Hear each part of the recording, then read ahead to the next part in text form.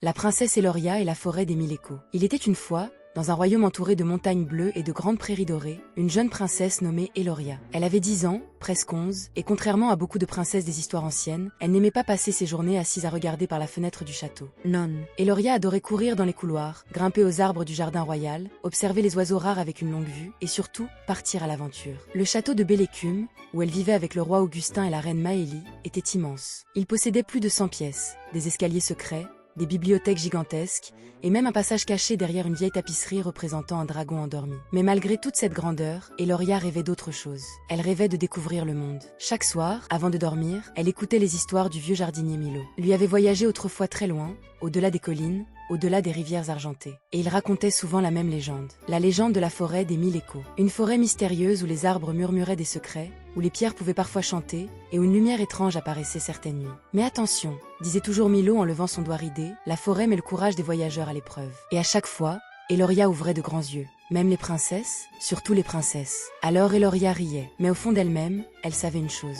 Un jour, elle irait dans cette forêt. Et ce jour arriva plus vite qu'elle ne l'imaginait. Un matin d'automne, alors que les feuilles rouges dansaient dans le vent, le royaume se réveilla dans une drôle d'ambiance. Les oiseaux ne chantaient plus, le ciel semblait gris. Et surtout, la grande cloche du village sonnait lentement. Gaon, gaon, gaon. Quelque chose n'allait pas. Eloria descendit 4 marches à la fois jusqu'à la salle du trône. Le roi parlait avec inquiétude à plusieurs conseillers. Les récoltes disparaissent, disait l'un. Les animaux quittent la vallée, ajoutait un autre. Et cette brume étrange avance chaque nuit. La princesse s'approcha. Que se passe-t-il? Le roi soupira. Une étrange magie semble venir de la forêt des 1000 échos. À ces mots, Eloria sentit son cœur battre plus vite. La forêt. La vraie forêt. Le soir venu, pendant que le château dormait, Eloria prit une petite sacoche, une lanterne, une gourde d'eau et son écharpe rouge préférée. Puis elle passa discrètement par le passage secret derrière la tapisserie. Quelques minutes plus tard, elle quittait le château. Toute seule. Le vent soufflait doucement. Les herbes bougeaient comme des vagues. Et devant elle, au loin, la grande forêt apparaissait dans l'obscurité. Plus elle avançait, plus le silence devenait étrange. Même ses pas semblaient étouffés. Quand elle arriva devant les premiers arbres, elle hésita. Les troncs étaient immenses. Tordes. Coberts de mus argentee. Puis soudain, tu n'as pas peur? Eloria sursora. Elle regarda autour d'elle. Personne. Qui a parlé? Moi. Un petit renard blanc sortit doucement d'un buisson. Mais ce n'était pas un renard ordinaire. Ses yeux brillaient comme des étoiles. Et surtout, il parlait. Tu es une princesse, dit-il. Oui. Et pourtant tu es venue seule. Je veux comprendre ce qui arrive à mon royaume. Le renard la regarda un long moment. Puis il hocha la tête. Alors suis-moi. Eloria cligna des yeux. Tu vas m'aider? Peut-être. Et le renard partit d'un bond agile entre les arbres. La princesse le suivit. Ils marchèrent longtemps. Très longtemps. La forêt semblait changer sans cesse. Parfois les arbres étaient noirs. Parfois argentés. Parfois leurs feuilles devenaient bleues. À un moment, Eloria entendit même une pierre fredonner une mélodie. Milo disait vrai, murmura-t-elle. Le renard se retourna. Beaucoup de choses sont vraies dans cette forêt. Puis ils arrivèrent devant un pont suspendu au-dessus d'un immense ravin. Le bois grinçait. Le vent soufflait fort. Et en dessous, impossible de voir le fond. Il faut traverser, dit le renard. Eloria avala sa salive. Elle n'aimait pas trop les hauteurs. Mais elle posa un pied sur le pont. Crac! Le bois trembla. Puis un deuxième pas. Le pont bougea encore. Au milieu du passage, une énorme rafale secoua les cordes. Eloria glissa. Ah! Elle attrapa une corde juste à temps. Son cœur battait très vite. Très très vite. Le renard l'observait depuis l'autre côté. Tu peux revenir en arrière. Eloria regarda le vide. Puis le chemin derrière elle.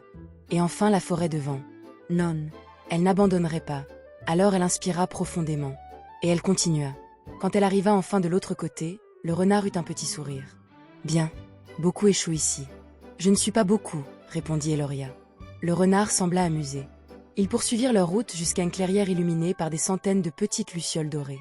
Au centre se trouvait un lac parfaitement immobile. L'eau ressemblait à un miroir. Et au milieu du lac flottait une étrange fleur lumineuse. La fleur d'aube, murmura le renard. Elle est magnifique. Oui, mais la brume noire veut la détruire. À cet instant, un grondement résonna. Le lac se mit à trembler. Puis une grande ombre apparut derrière les arbres. Un immense loup noir. Ses yeux rouges brillaient dans la nuit. Eloria recula. Le loup grogna. La terre vibrait sous ses pas. Ne bouge pas, souffla le renard point, mais le loup avança encore. Encore. Puis il bondit. Eloria cria. Elle trébucha en arrière. Sa lanterne roula au sol. Le loup approchait. Alors, sans réfléchir, la princesse attrapa une branche tombée près d'elle.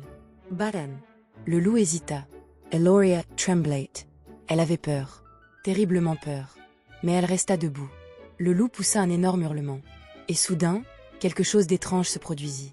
La fleur d'aube se mit à briller très fort. Une lumière dorée traversa la clairière. Le loup s'arrêta. Puis, lentement, son regard changea. Ses yeux rouges redevinrent normaux. L'animal recula et disparut dans les bois. Le silence retomba. Eloria respirate difficilement. Le renard s'approcha. Tu as résisté à la peur. J'ai surtout cru que j'allais finir en dîner. Le renard éclata d'un petit rire. C'est souvent comme ça, le courage. Ils restèrent quelques instants près du lac. Puis le renard regarda la princesse avec sérieux. Il reste une dernière épreuve. Encore, la plus difficile. Ils avancèrent jusqu'à une ancienne porte de pierre recouverte de lianes. Au-dessus, un symbole brillait faiblement. Une couronne entourée d'étoiles. La porte s'ouvrit lentement dans un grand bruit. Derrière se trouvait une salle immense. Et au centre, un miroir géant. Eloria s'approcha. Dans le miroir, elle vit d'abord son reflet. Puis l'image changea. Elle vit son royaume recouvert de brume. Les habitants avaient peur. Le château semblait abandonné. Puis elle se vit elle-même, assise sur un trône. Mais cette Eloria-là avait l'air froide. Triste. Seule. Qu'est-ce que c'est? Murmura la princesse. Le renard répondit calmement. Le miroir montre ce qui pourrait arriver si la peur gouverne ton cœur. Eloria regarda encore. Elle vit cette version d'elle-même donner des ordres sans écouter personne. Elle vit des amis partir. Elle vit un royaume sans joie. Alors elle recula. Je ne veux pas devenir comme ça. Alors souviens-toi toujours d'une chose, dit le renard. Laquelle? Une vraie reine n'est pas celle qui commande le plus fort. Il s'approcha doucement. C'est celle qui protège les autres, même quand elle doute. Le miroir disparut dans une pluie d'étincelles. Et la salle entière se mit à trembler. La brume noire arrivait. Elle passait sous les portes. Elle grimpait sur les murs. Le renard tourna brusquement la tête. Elle est déjà là. Dans un immense tourbillon sombre, une silhouette apparut. Grande. Flottante. Avec des yeux violets brillants. Qui ose entrer dans ma forêt? Gronda la creature. Eloria sentit ses jambes trembler. Mais elle fit un pas en avant. Je suis la princesse Eloria de Bélécume. La créature éclata d'un rire froid. Les humains prennent toujours. Ils coupent les arbres. Ils détruisent les rivières. Eloria pensa au village, aux champs, aux habitants qui avaient peur. Puis elle regarda autour d'elle.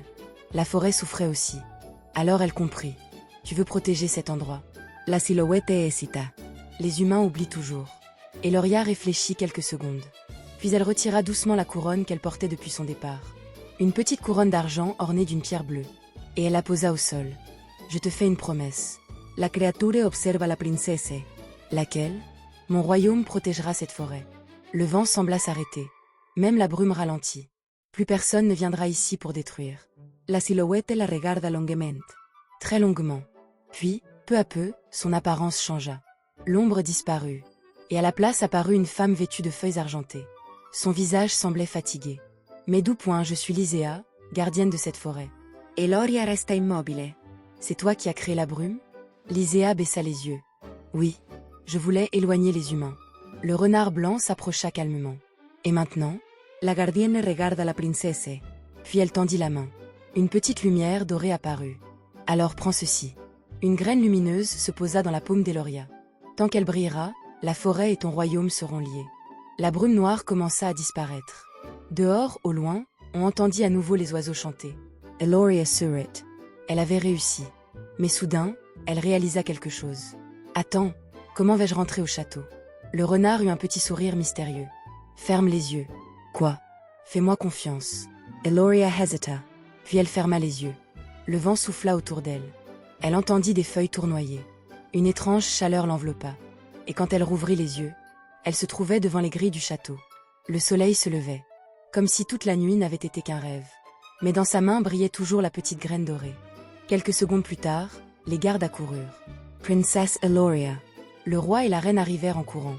La reine la serra très fort dans ses bras. « Où étais-tu » Le roi semblait inquiet, mais aussi soulagé.